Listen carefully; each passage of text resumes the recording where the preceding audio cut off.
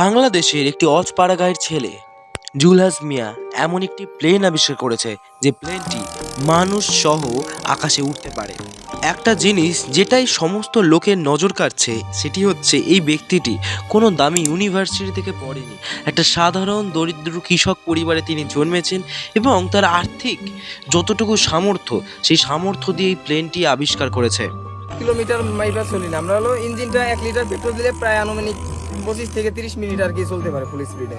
এই প্লেনটা কিভাবে তৈরি করতে হয় তিনি সম্পূর্ণ শিখেছেন এই ইউটিউব থেকে।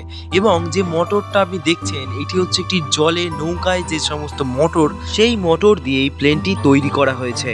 এই প্লেনে যে চাকাগুলি ব্যবহার করা হয়েছে সেই চাকাগুলি হচ্ছে একটি বাচ্চাদের সাইকেলের চাকা, যেটি ঠিক সামনে অবস্থান করে আছে, এবং পিছন দিকে যেটি অবস্থান করে আছে সেটি হচ্ছে বিভিন্ন টলি বা ভ্যান চালকদের যে সমস্ত চাকাগুলি হয় সেই চাকা।